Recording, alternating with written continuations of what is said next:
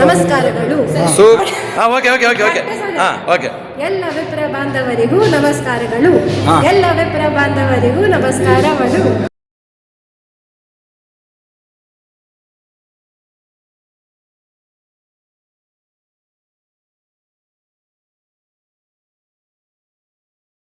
ವಿಪ್ರ ಬಾಂಧವರಿಗೂ ನಮಸ್ಕಾರ.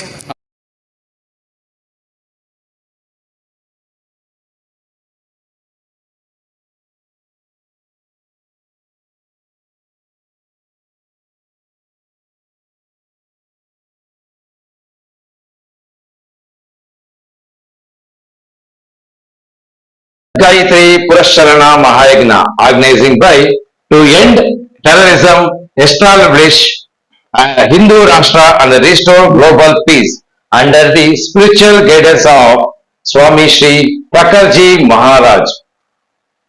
ಶ್ರೀ ಗುರುಭ್ಯೋ ನಮಃ.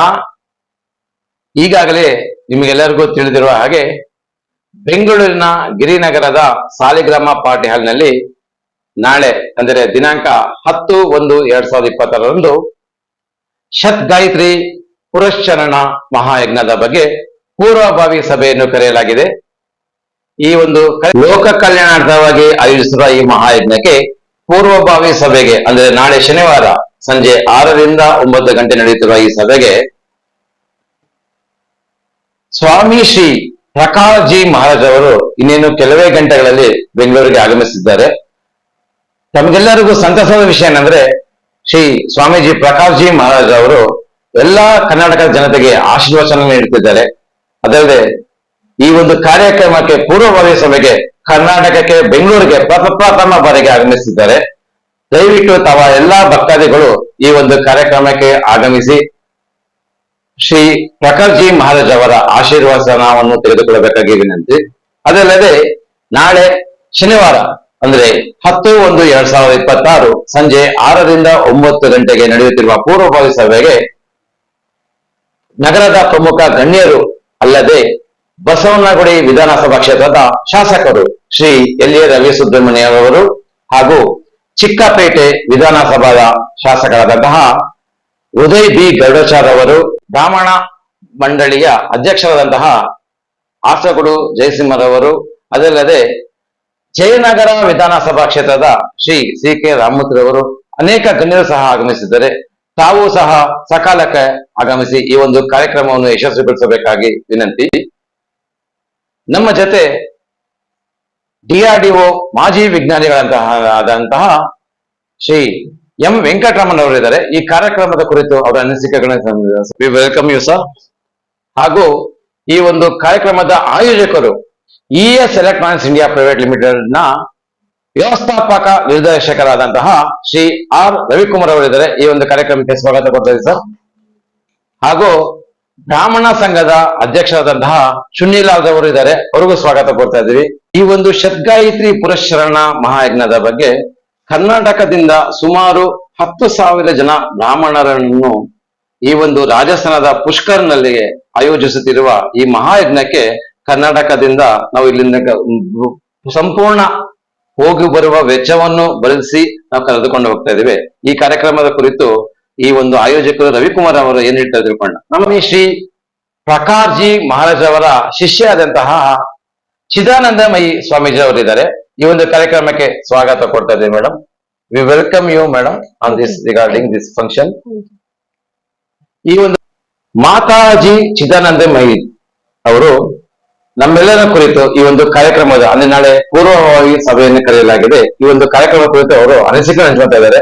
नमस्कार माता जी, कल हम बैंगलोर में सालिग्राम पार्टी हॉल में ये शत गायत्री पुरश्चरण महायज्ञ बारे में बहुत अधूरे से हम कर रहे हैं कार्यक्रम, और ये कार्यक्रम के बारे में थोड़ा बताइए।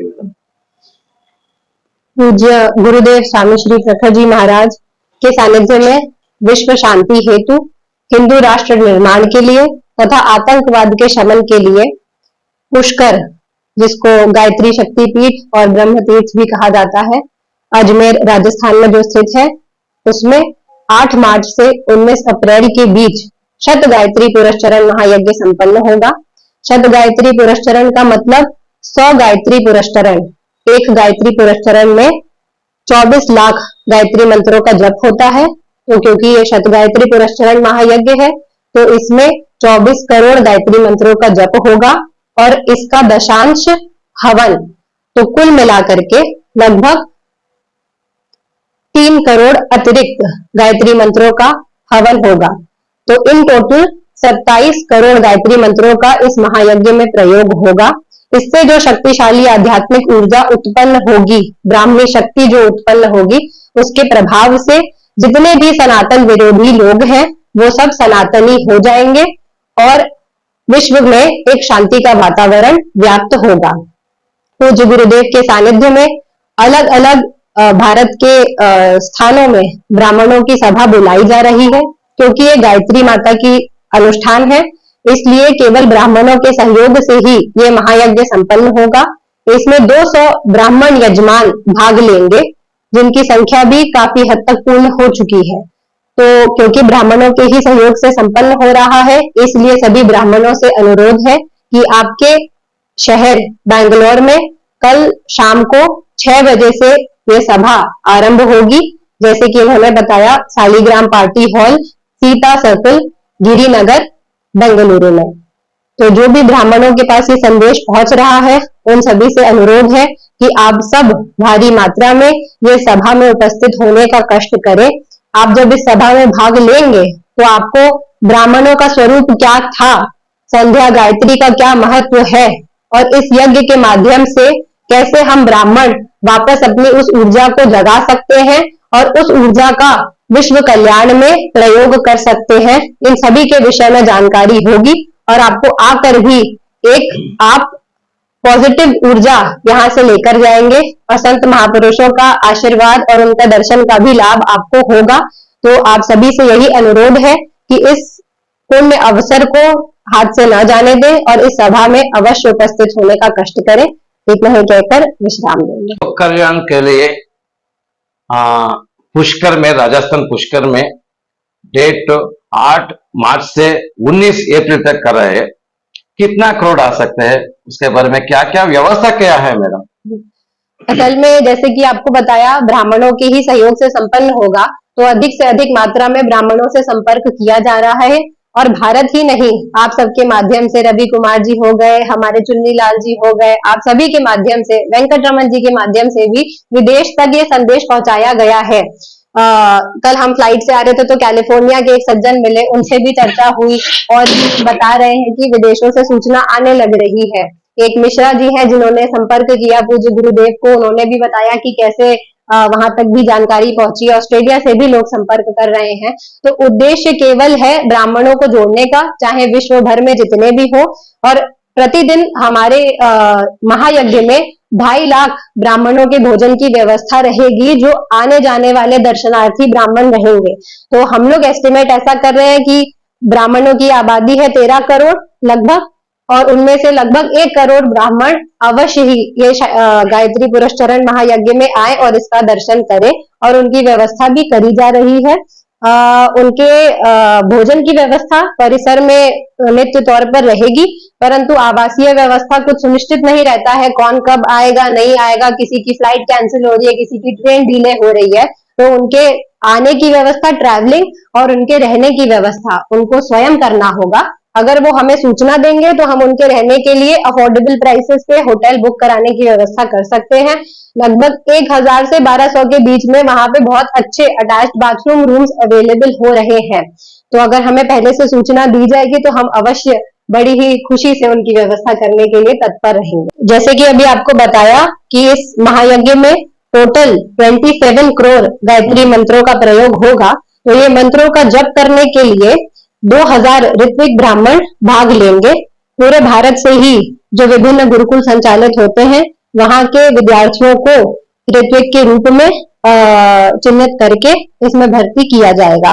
लगभग 1600 ब्राह्मणों की भर्ती हो चुकी है और 300-400 शेष है, जिसके लिए दक्षिण भारत में भी संपर्क किया जा रहा है।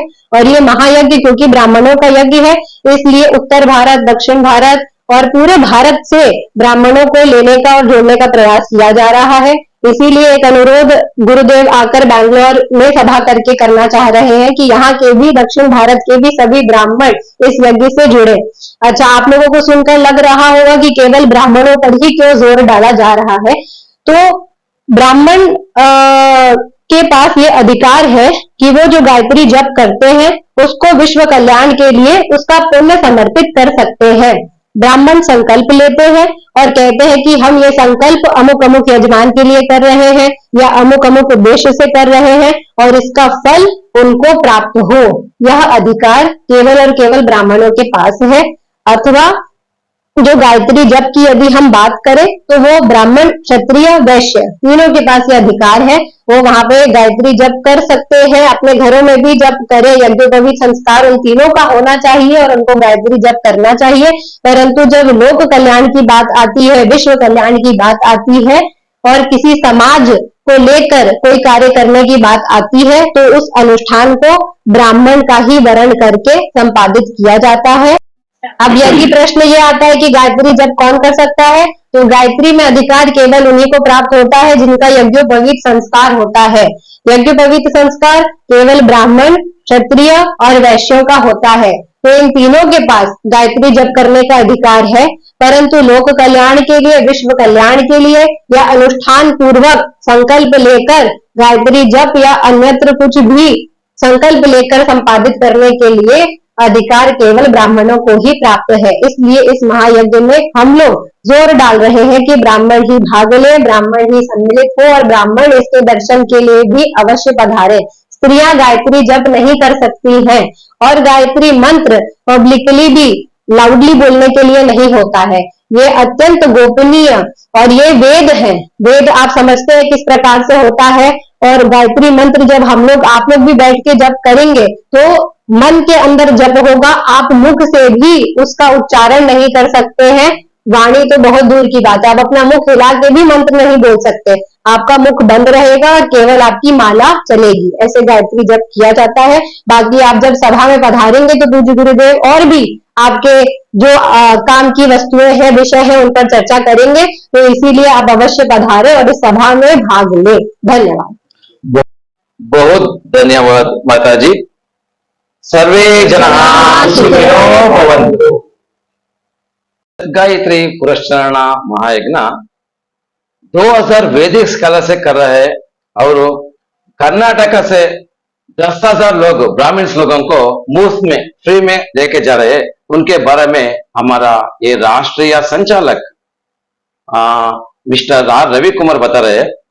ಈ ರವಿಕುಮಾರ್ ಅವರೇ ಕರ್ನಾಟಕದಿಂದ ಈಗಾಗಲೇ ನೀವು ತಿಳಿಸಿದಂತೆ ಸುಮಾರು 10,000 ಜನರಿಗೆ ಅಂದ್ರೆ ಈ ಒಂದು ಲೋಕ ಕಲ್ಯಾಣಾರ್ಥವಾಗಿ ಆಯೋಜಿಸುತ್ತಿರುವ ಶತ್ ಗಾಯತ್ರಿ ಪುರಸ್ಕರಣ ಮಹಾಯಜ್ಞಕ್ಕೆ ವಿಪ್ರರಿಗೆ ನೀವು ಅವಕಾಶ ಮಾಡಿಕೊಟ್ಟಿದ್ದೀರಾ, ಅದ್ರ ಬಗ್ಗೆ ನೀವು ಹೇಳಿ।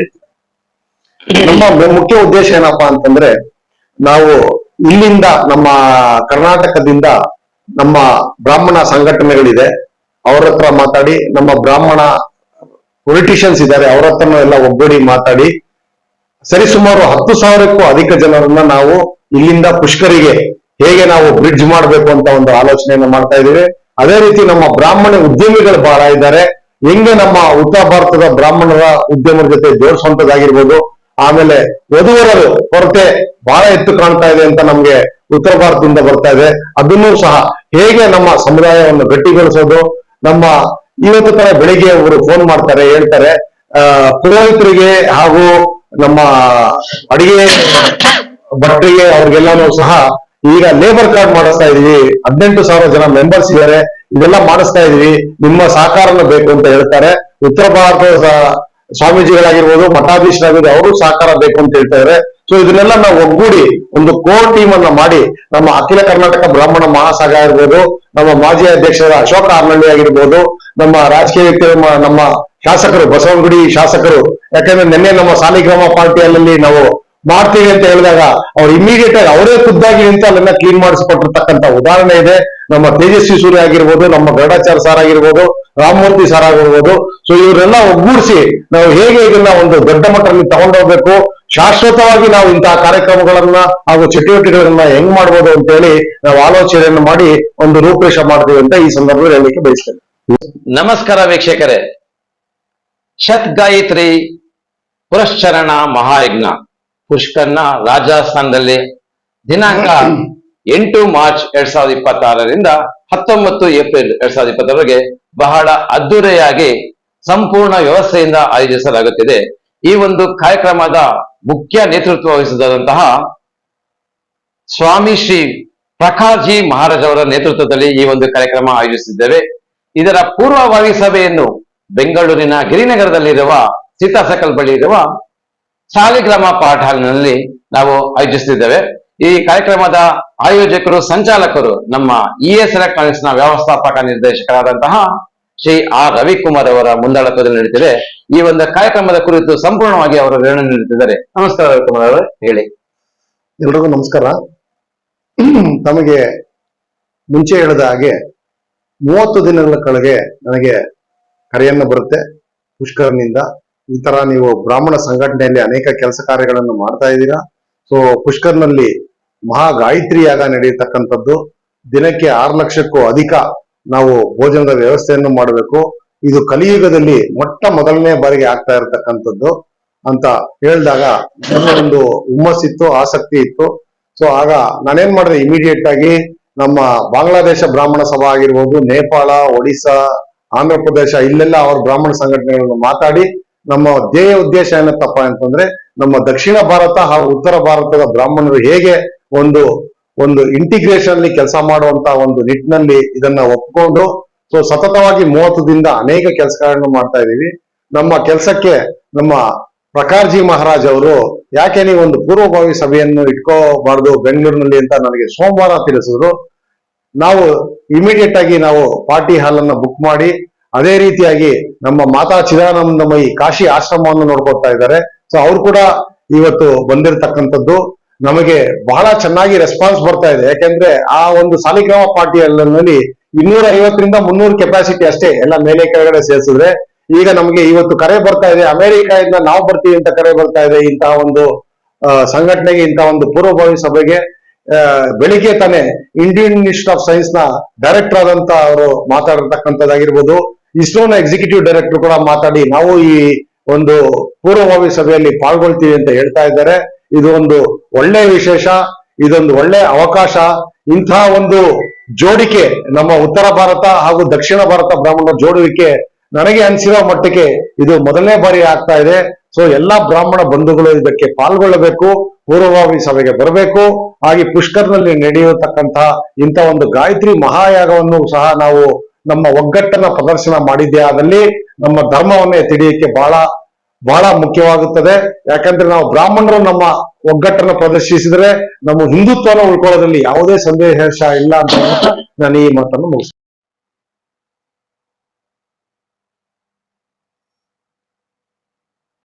बहुत धन्यवाद माताजी. सर्वे जनाः सुखिनो भवन्तु.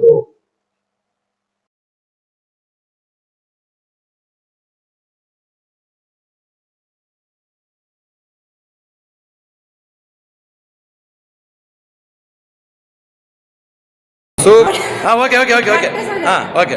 ಎಲ್ಲ ವಿಪ್ರ ಬಾಂಧವರಿಗೂ ನಮಸ್ಕಾರಗಳು. ಹಾ. ಎಲ್ಲ ವಿಪ್ರ ಬಾಂಧವರಿಗೂ ನಮಸ್ಕಾರಗಳು. ಲೋಕದ ಕಾಳಜಿ ಮಾರುತಿ ನಂತಿ, ನನ್ಗ್ಯಾರ್ ಬಾರಂತೇಳೋ ಮಾಡಪ್ಪ ಚಂತಿ. क्षमा करिएगा कोई अशुद्धि हो तो, but this is what I learn long back.